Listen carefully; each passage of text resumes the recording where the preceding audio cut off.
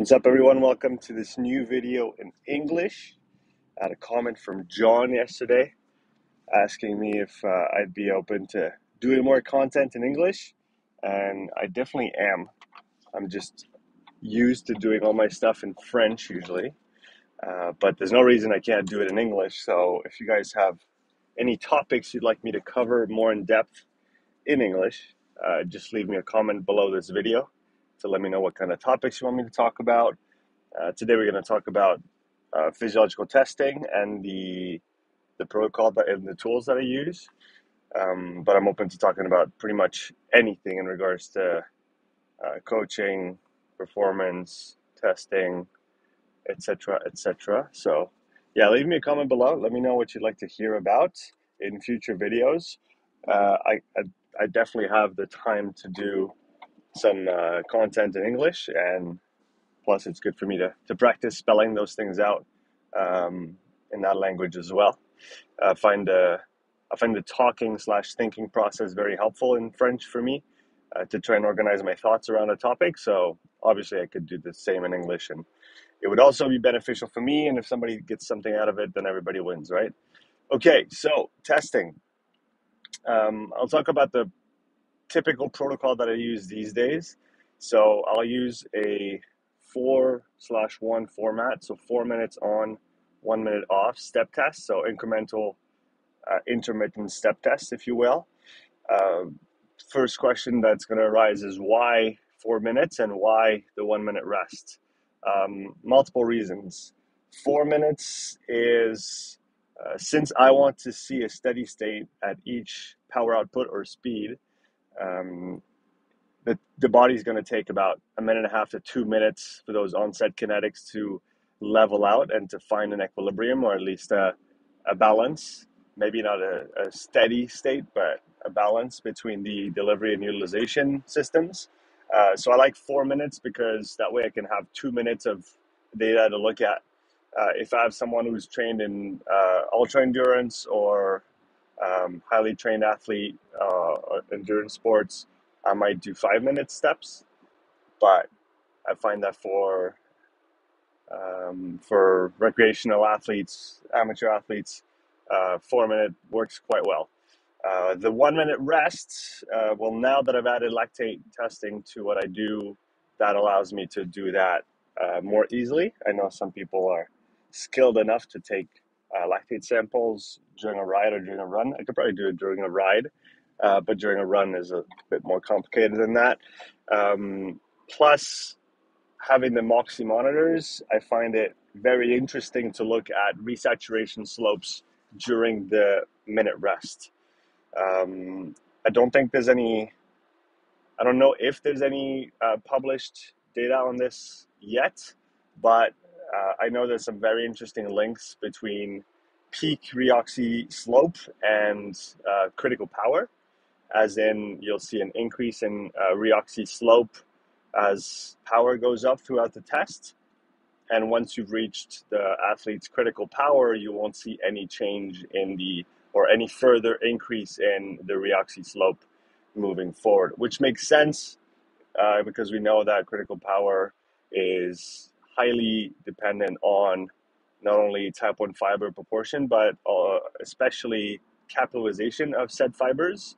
So if we think about microvasculature, blood flow, peak blood flow, then we can assume that once we've passed critical power, we don't necessarily have the vasodilator capacity to increase the flow any further, or should I say, just the vasodilation can't go any further because obviously flow is going to keep going up as heart rate keeps increasing even above critical power.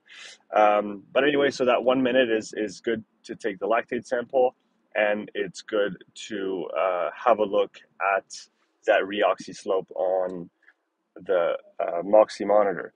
How many steps? I try to get between 9 and 11 steps because that allows me to really see the full intensity distribution from low intensity. So if we're talking domains from moderate to heavy into severe. Obviously with the 4 minute steps, we're not going to reach the same speeds or powers as on a short step test, which is totally fine. I inform the athlete usually if they're not familiar with the differences and concepts like um, maximal aerobic power or speed at VO2 max or power at VO2 max, and how that might be different because of the difference in protocol length and stage length. 4 minutes is also the minimum that's recommended in the current research, currently available research for lactate testing. So obviously could go a lot longer to get maybe some more accurate lactate values. But then there's the drawback of making the test last 2 hours. So I've settled on 4 minutes, and I just take a small increase over baseline, usually 0.3 or 0.5 over baseline as my lactate threshold 1. And then I'll look at a modified Dmax for threshold 2. That being said, I like to have the athlete's critical power as a reference before the test. So I'll usually get them to do a 3 and a 12 minute in the weeks leading up to, even if it's in one session, even if it's not full gas efforts, or if it is full gas efforts, but without knowledge of the pacing. Because obviously if you do those things once and then you do them again just a few days later, you'll usually gain a few percent in terms of power output simply because you can pace yourself better. So even if I don't have those test retests, even having a one session warm up 3 minute test, not 3 minute all out test, just so we're clear, the 3 minute test for max average power, and then about 40 minutes of zone 1 easy work, and then the 12 minute test. Even if it's just like that, it gives it a good rough first estimate of critical power, and that I'll usually use as step number 9 or step number 8 on the test, so that I can make sure that the athlete is going to complete at least 9 to 10 steps. People usually go 1 to 2 steps. I'll say 1 to 3 steps above their critical power on those 4-1 protocols, which makes sense from a W prime perspective. I've seen very few people go 3 steps above, or maybe it was people that I was using smaller wattage jumps with. About wattage jumps, I'll usually just kind of reverse engineer based on where I want to finish, right? So if I want critical power at step number 9, then I'll probably start between 1 and 1.5 watt per kilo of body weight as the starting point. It'll depend on the level of the athlete. Obviously, someone who's who doesn't have a lot of training experience, then I'll probably take a lower start. Like for myself, I'll start with 100 watts on the bike, whereas with a trained cyclist, I'll usually use 130 to 150 as a starting point, and then moving up from there. And the steps will kind of create themselves depending on where I start and where their critical power is and where I assume they're going to end the test. So that's how I organize the step test. So it's 4 minutes continuous at a given power output, 1 minute full rest, and then start again at the next power output, and keep going like this until volitional failure. I also have the VO2 Master to measure ventilation and oxygen consumption. So I'll look at that across the test. I'll pay quite close attention to ventilation data. What I do is I do a basic spirometry test before they do the step test, so that I can have their FEV, FVC, and their ratio. And that already gives me an idea of what's going on the respiratory side. Is there any inherent limitation there? Could they have more space than they currently have? And I know not everybody's super excited about respiratory training, but I think that if you're leaving percentages on the table because you're taking really short breaths and you're only using 50% of the lung capacity that you have, you are leaving some percentages on the table. So I'll look at how the person breathes relative to their spirometry. So I usually take 85% of FEV1 as the target for ventilation during the dynamic effort. So if the person is not or cannot move 85% of their FEV1 during the test as a tidal volume, then I'll suggest some work on simply breathing coordination. There's multiple reasons why we would want to breathe slower and breathe deeper. So that's usually what I'll recommend. And then sometimes there's some respiratory training interventions for some people that might benefit from it. So that's usually how I set up my test. And then I'll try to give a full report, full feedback on the test with obviously a VO2 max that is going to be slightly underestimated because it's a longer step test. Give it a first threshold in the form of lactate threshold. I also cross-reference my lactate data with my ventilatory data, so I can look at VE over VO2 and graph that against VO2, and then also graph that against graph VE against VO2, and look at those inflection points. So that gives me some extra material to work with. Again, looking at how the body's dealing with the different intensities in terms of I look at the Moxy slopes as well during the effort, especially the last 2 minutes, because again, that's when the body has reached its steady state. And so I'll look at those slopes, see some really interesting things there's obviously different profiles. You might see someone with a more parabolic kind of profile over the intensity distribution on a lower motor muscle. I usually see that in women a little bit more, or very endurance type athletes, if that's even a thing. I still haven't figured out why those significant differences appear between different athletes on the same muscle groups, on the same relative intensities, let's call them, or same domains.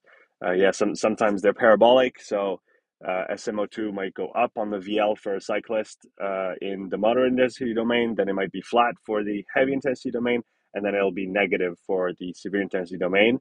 And then another profile that's pretty typical is that SMO2 on the VL will be flat in the moderate intensity domain, and then it'll be negative in the high intensity domain, and then it'll be flat again above critical power in the severe intensity domain.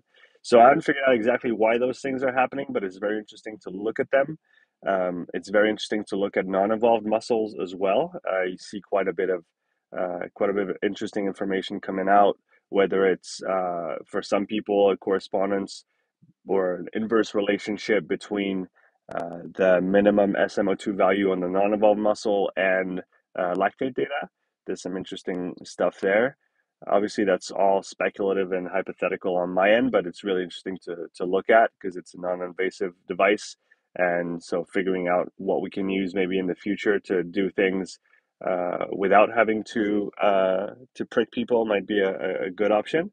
But right now I collect it all because that way just more reference points.